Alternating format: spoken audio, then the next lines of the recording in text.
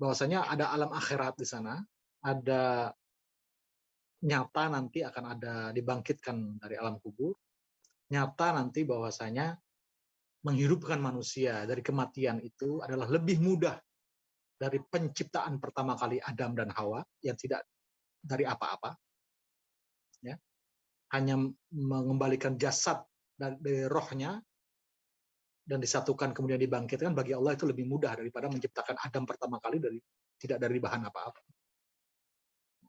Kalau Nabi sudah sampaikan itu, kita masih saja cuek, masih saja tidak mau terpanggil untuk bagaimana bisa meyakini lebih jauh tentang apa informasi awal ini, itu sama saja kita mengabaikan orang tadi itu. Kita bisa aja langsung masuk. Dan ternyata benar informasinya ada ular di dalam rumah kita. Artinya orang yang sehat, walaupun itu tidak benar sekalipun, kalau ada orang yang mengabarkan, jangan masuk rumah. Tadi saya lihat ada ular masuk ke rumah Anda. Tentu kita akan bersikap hati-hati. Ya, adalah suatu kenaifan jika seseorang mendapatkan satu informasi, apapun informasi itu, yang mungkin terjadi, dan sesuatu itu mungkin, yang penting mungkin, ya, mungkin terjadi, dan sangat mungkin memang ular itu masuk ke rumah saya yang ada di desa misalnya. Selama itu mungkin, maka kita akan mengatakan kita harus hati-hati. Demikian juga, selama apa yang dikabarkan Nabi itu adalah mungkin terjadi, dan itu tidak mustahil kan menghidupkan orang yang mati bagi Tuhan. Ya, kalau kita ibaratkan dengan penciptaan Adam yang dari tidak ada apa-apa menjadi ada, gitu ya, hanya mengembalikan roh ke jasad yang sudah ada, itu adalah perkara lebih mudah bagi Tuhan, perkara lebih mungkin, gitu. Bukan sesuatu yang mustahil bagi Allah, ya. Karena itu menurut Imam Ghazali, tapi mau tidak mau mereka harus percaya si wanita itu ternyata adalah si pria botak. Tapi apa ini? Ya, ada suara apa ini? Ada Google ya? Dari Facebook kayaknya tuh. Oh ya. Baik. Jadi di halaman 26 itu seperti itu ya. Kira-kira di halaman 27-nya, halaman 27 itu Afrian bi aqalli min sakhsin, di halaman 27, sakhsin wahidin yukhbiruna, ini saya halaman 27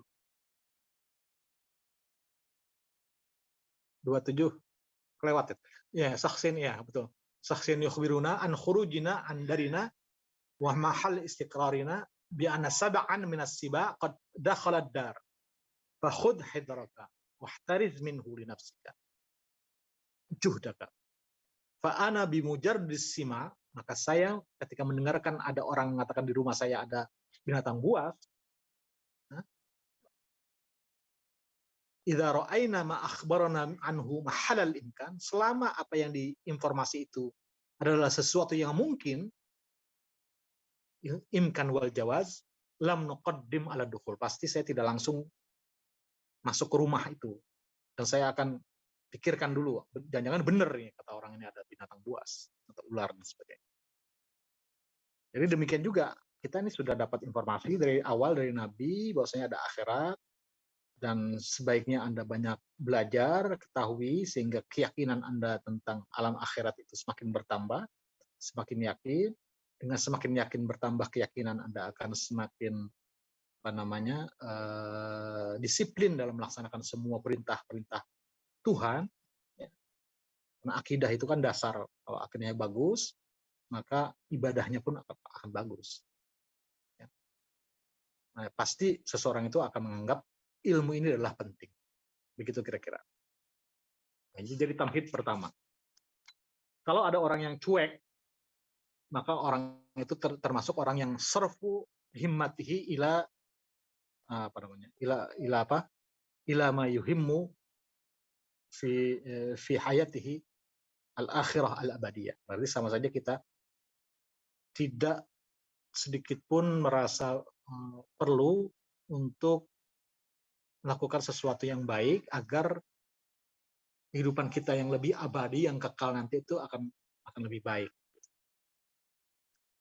Itu kira-kira tamhid al-awal. Tetapi walaupun penting, kata Imam Ghazali, di tamhid asani di halaman 29. Di halaman 29, langsung saja.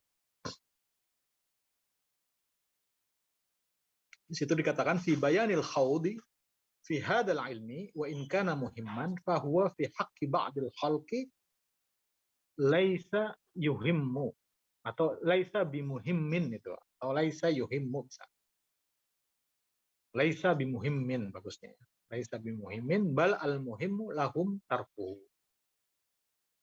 Jadi pengantar yang kedua di dalam muqaddimah al-iqtisad fil i'tiqad ini, Imam Ghazali mengatakan bahwasanya al-khawd fi hadzal ilm, memperdalam ilmu ini, wa in kana muhimman, meskipun penting, fa huwa fi haqqi ba'dil khalqi laisa bihim.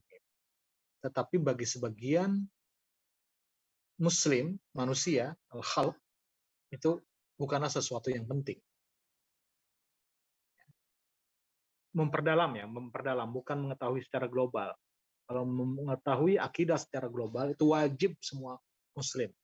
Tahu siapa Allah, tahu siapa nabi-nabi, ya, tahu siapa malaikat-malaikat, tahu tentang alam akhirat. Ya.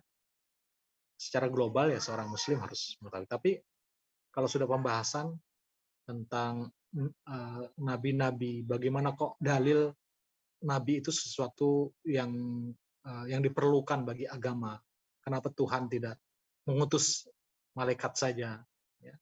Atau Tuhan langsung seperti dalam agama-agama yang non profetik yang tidak percaya kepada nabi seperti Hindu, Buddha dan sebagainya, mereka menganggap tidak perlu ada nabi. Karena Tuhan kami lebih mampu untuk berkomunikasi langsung dengan kami. Nah, itu permasalahan mendalam seperti itu tidak muhim bagi semua orang, hanya muhim bagi sebagian orang yang takhasus di situ. Gunanya nanti sebagian orang ini yang takhasus di situ bisa menjawab persoalan-persoalan yang menyangkut tentang akidah Islam secara mendalam.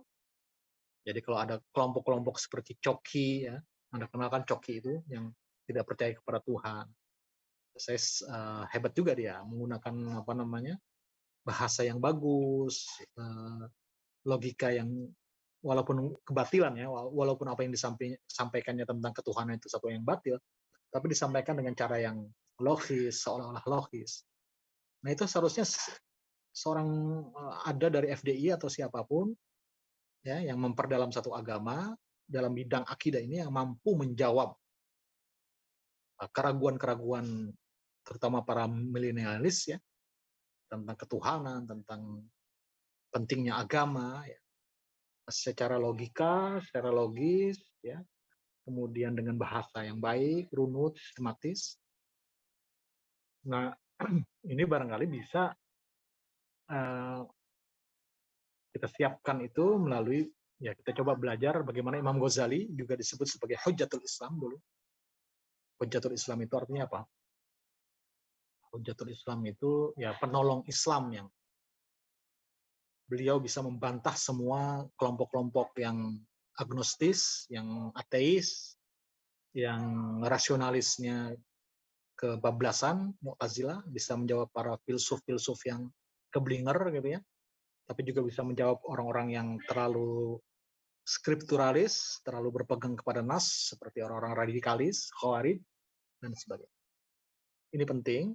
Nah, tapi tidak penting untuk semua orang, tidak semua harus mendalami. Ya sebagaimana fikih, ya tidak semua orang harus mendalami sedetailnya perbedaan mazhab antara Syafi'i, bagaimana istinbat ahkamnya. Itu cukup ya sebagian saja yang menjadi faqih. Ya. Jadi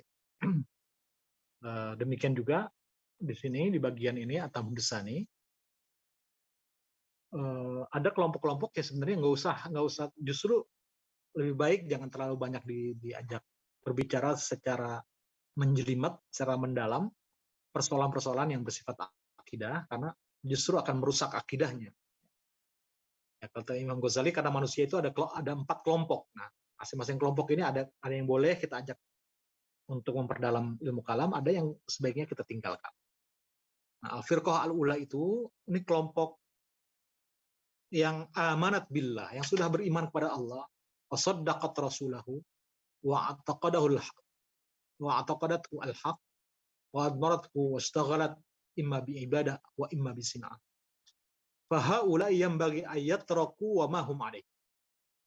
Jadi ada kelompok pertama, ini kelompok orang-orang di desa-desa, di kampung-kampung kita, mungkin bapak-bapak kita, kakek-kakek kita, ya, mereka sudah punya pekerjaan, bertani, maghrib, asar pulang, maghrib siap-siap ke masjid, sholat, isya, malam kadang-kadang bangun tahajud gitu, subuh.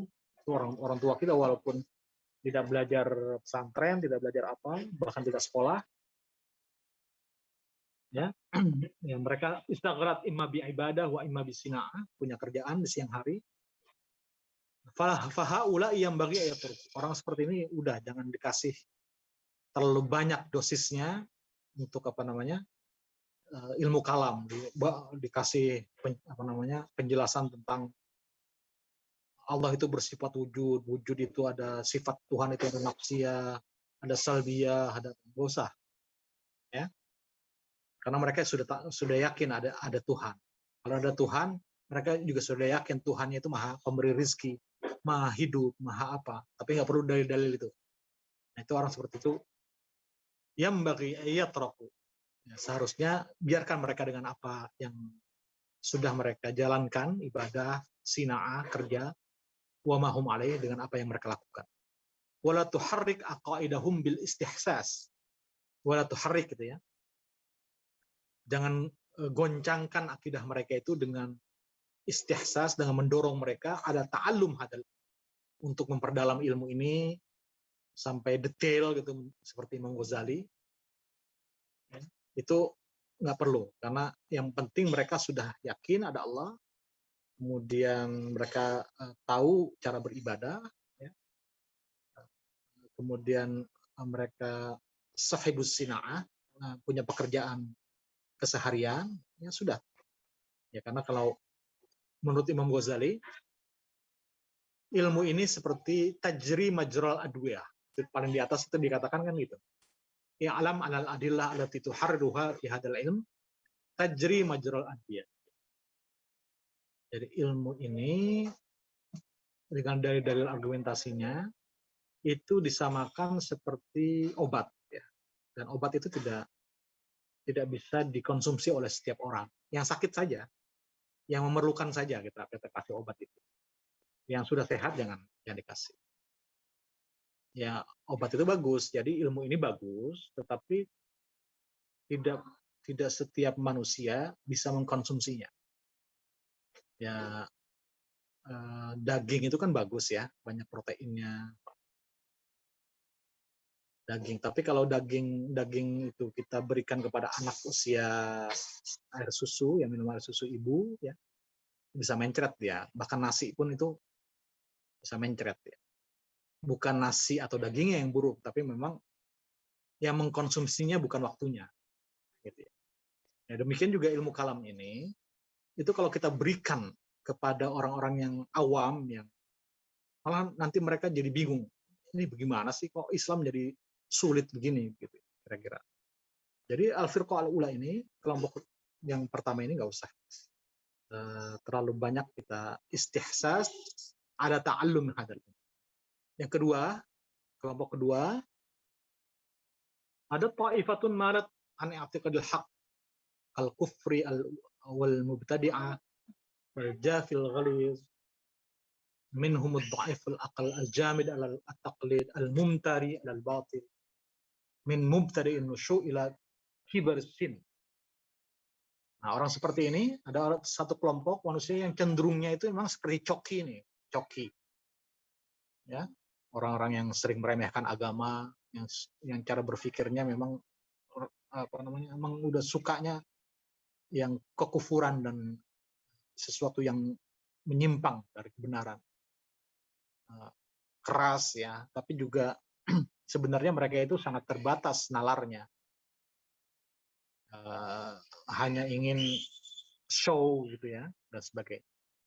Al-mumtari alal batil, yang sering ngeyel. Mumtari itu ngeyel ya. Ngeyel alal batil, terhadap kebatilan. Jadi kalau di cara berpikirnya bukan mencari kebenaran, tapi selalu mencari pembenaran. Ya. Ini karakter sudah. Min mubtadi'in nusyu, sejak remaja sampai dewasa, kabirsin sampai manula, orang itu agak susah kita ajak.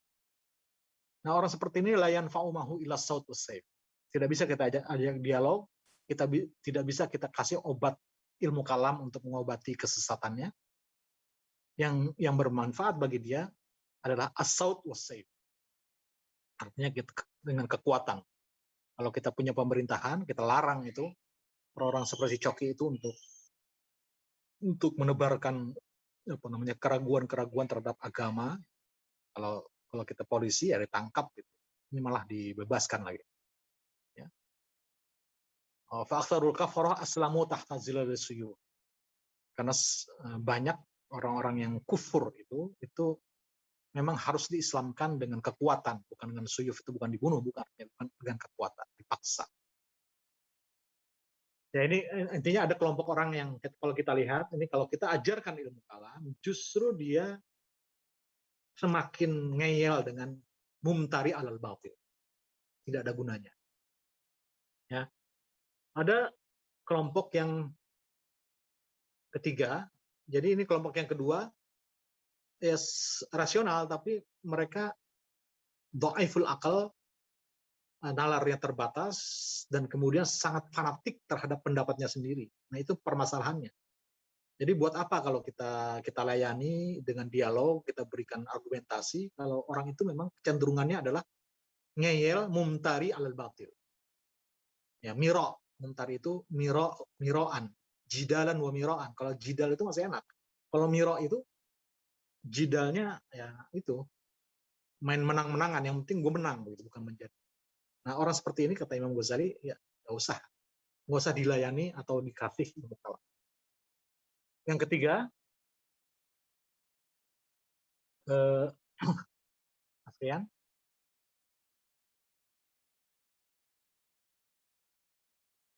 Ya, yang ketiga yaitu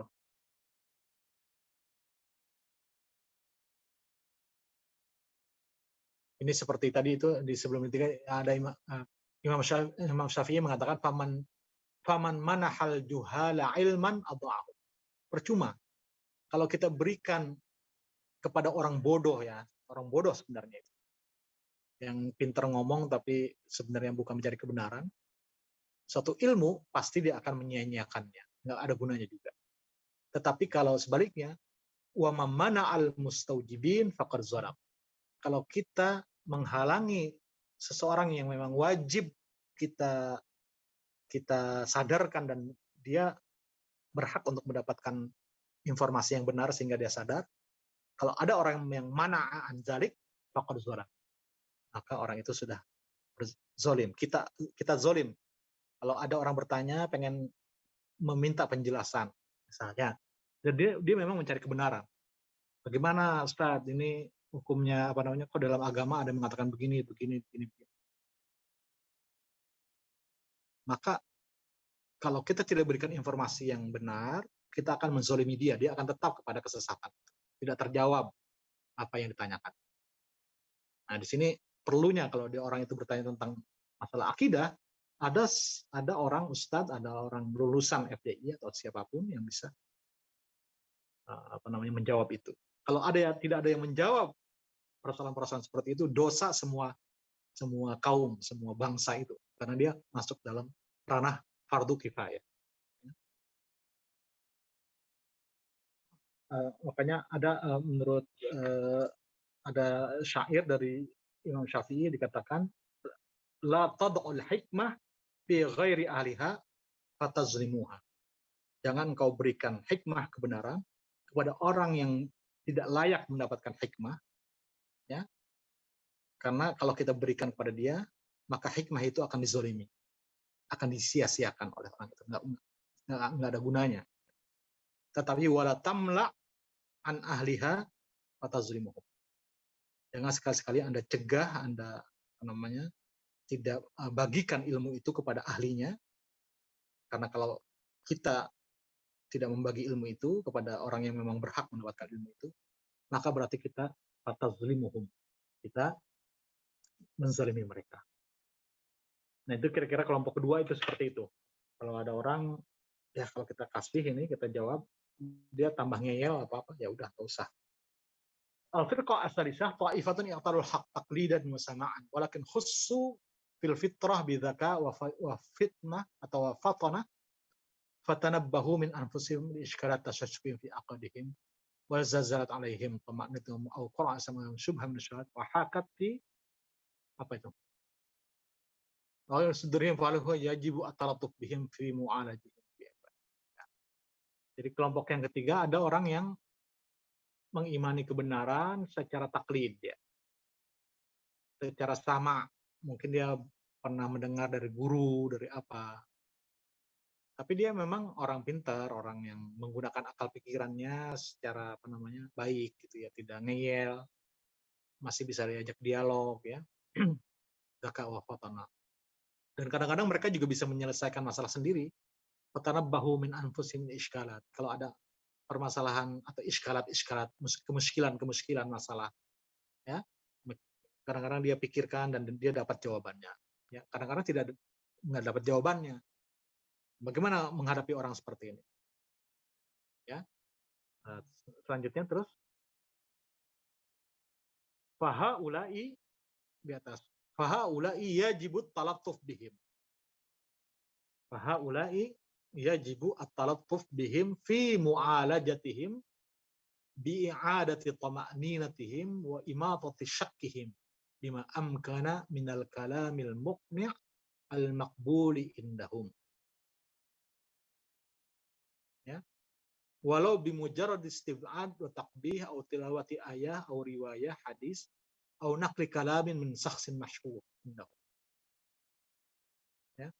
Bil fadl. Fa idza zala syakkuhu bidzalika al-qadru fala yanbaghi an yushafahu bil adillah al-muharrarah ala marasim al-jidari fa inna dhalika rubbama yaftahu alaihi abwaban akhar min al-iskalat.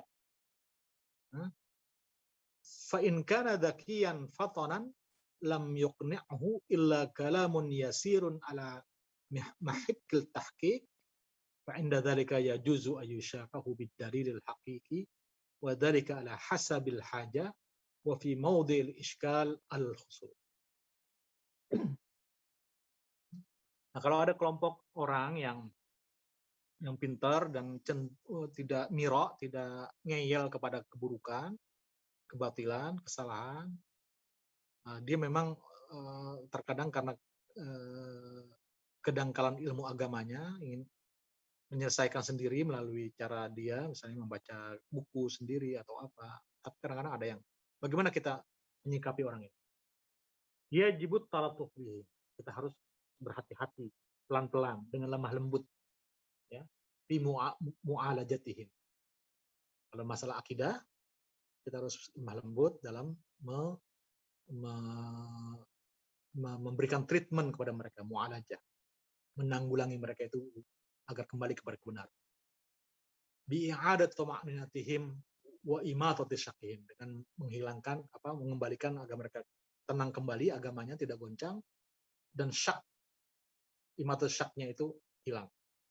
Bima amkanil kalam al-muqni al-maqbul indahum, dengan cara menyampaikan satu kalam, satu ucapan yang muqni, yang bisa diterima, yang yang bisa memuaskan mereka. Al-muqni al-maqbul, memuaskan dan bisa diterima oleh mereka. Ya, dan itu harus bertahap. Jadi kalau ada orang yang ingin bertanya tentang masalah akidah, jangan langsung kita susun argumentasi yang sangat mantiki, yang filosofis gitu ya. Jangan.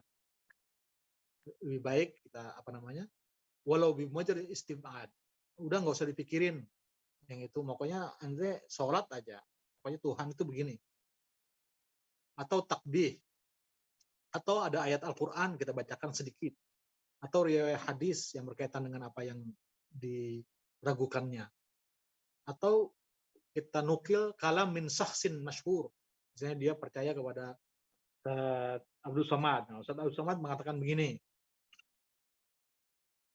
ya, atau siapa dia yakinnya sama siapa.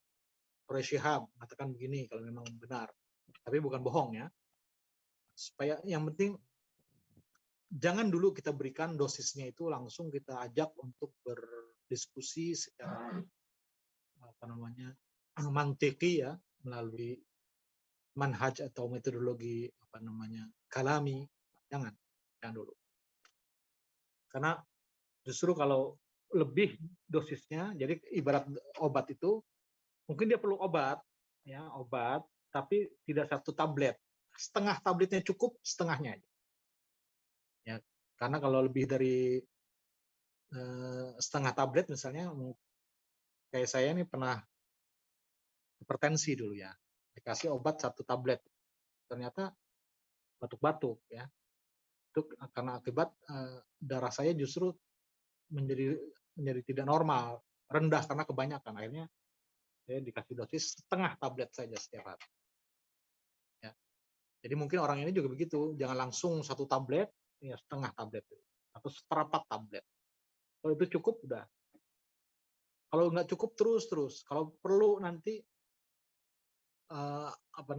perlu kepada penyusunan argumentasi yang agak jelimet baru kita berikan kalau memang memerlukan. Ya, paham ya? Dan terakhir al-firqah ar-rabi'ah, ta'ifatun min ahli ad-dhalal yatafarras fihim makhail ad-dhaka wal fitnah wa yataqa minhum qabulul haqq mimma arahum fi aqadhim min al-raibah aw bima yulinu qulubahum li qabul tashkik. Kelompok orang yang tersesat yang memang mereka selalu menggunakan akal pikirannya yang cenderung rasional, kritis gitu ya. Sangat kritis ya. Kalau dikasih Al-Qur'an saja dia nggak cukup, dia perlu pendekatan yang logis, kritis ya. Dan kelompok ini berbeda dengan kelompok kedua. Kalau kelompok kedua itu orangnya ngeyel pada kebatilan. Kalau orang ini ya tawaqqa' minhum qabulul haq. Dimungkinkan ya tawaqqa' itu apa? Diduga bisa menerima kebenaran. Ya tawaqqa'. Tawaqqu'at itu kan dugaan, atau tawaqqu'at itu dalam bahasa Arabnya dugaan atau prediksi ya. Diprediksi bahwasanya orang ini bisa qabulul haq. Bima itarahum fi aqdihim minal raibah. Dan bisa menerima dan menyembuhkan penyakit yang mereka alami dalam masalah keyakinan akidah mereka yang sedang ragu. Nah, kalau orang seperti ini perlu diajak untuk di mana kata perlunya. Au bima yunquluhum liqablu tasyik bil jibillah. Fahaulai, demikian juga mereka kelompok yang keempat ini yajibut talattuf bihim bistimadatihim ilal haq wa irsyadihim ilal i'tiqad sahih la fi ma'rid al-muhajah wa ta'assub. Bina dzalika yazid fi dawa'id dhalal wa yuhiju bawa'is at-tamadi wal israr. Wa aktsarul juhalat indama rasakhat fi qulubil awam bi ta'assubin jama'ah min juhal ahli. Jadi diberikan juga orang ini sebagaimana kelompok ketiga bisa kita berikan jawaban kalam, tapi itu pun berangsur-angsur ya. Kalau jangan langsung yang menjelimet gitu ya. Kita layani dulu dengan hadis, dengan Al-Qur'an, ini dalilnya, ini hadis dalilnya. Oh, ini perkataan ulama Abdul Somad atau Quraisy Shihab, siapa, ini begini kata mereka. Agar kesangsian mereka kembali terobati begitu ya. Selesai. Kalau belum terobati juga ya baru kita lakukan pendekatan dengan argumentasi mantiki kalami yang lebih jeli. Demikian juga kelompok keempat ini kita jibut talattuf bihim fistimalatihim ilal haq. Kita juga harus bijaksana, talatuf itu lemah lembut dengan mereka agar mereka kembali kepada kebenaran. Wa irsyadihim ilal i'tiqadis sahih. Memberikan petunjuk kepada mereka agar tetap berada di akidah yang benar. La fi ma'rad al-muhajah wa ta'as. Tapi bukan dengan cara melontarkan debat dan fanatisme. Enggak, menurut kami begini, jangan. Jadi tetap kita menggunakan metodologi yang bisa diterima secara objektif, bukan karena menurut pendapat ini dan pendapat itu, tetapi kita ajak bicara itu berdialog, kita ajak akal pikirannya, karena memang orang-orang ini adalah orang-orang yang yatafarras fihim makhailuz zakat, yang sudah memiliki tingkat nalar yang cukup tinggi sehingga bisa diajak dialog. Kita lakukan dengan pendekatan yang objektif, gitu. Bukan karena ta'assub. Karena kalau sudah ta'assub, biasanya ada penolakan. Menurut saya yang benar ini, mazhab siapa? Karena ta'assub itu, fa'inna dzalika yuzidu fi dawa'id dhalal, wa yuhiju bawa'ithut tamad. Karena al-mahajah, berdebat yang terlalu menyudutkan orang tersebut, dan sikap fanatisme, itu semua yuzidu akan menambah faktor-faktor kesesatan, wa yuhiju ba'istamadi, dan akan membangkitkan motivasi untuk melawan. Yang penting jadi perlawanan dari dia akan muncul. Justru dia nggak bisa menerima kalau terlalu disalahkan, terlalu disudutkan gitu ya. Ini harus kita talatuf. Jadi kita paparkan ya, berakal logika yang benar, harusnya begini. Dan orang itu biasanya bisa mengikuti itu. Ya. Saya kira itu. Jadi bagian kedua, karena waktunya sudah habis ya. Di Tamhid As-Salis nanti kapan-kapan lah kita bahas. Ini sebenarnya Tamhid As-Salis ini fi bayan anal istighal bi hadal ilm min furudil kifayat. Ini ada kaitannya dengan pembahasan sebelumnya ya. Ini bukan fardu ain tapi fardu kifayah.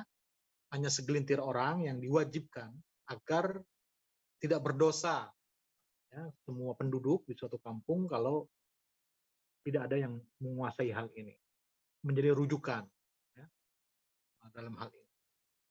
Ya itu sama seperti tabib di kampung itu harus ada ahli kedokteran, sehingga kalau ada yang sakit ada yang bisa mengobati. Kalau tidak ada seorang dokter pun berdosa juga.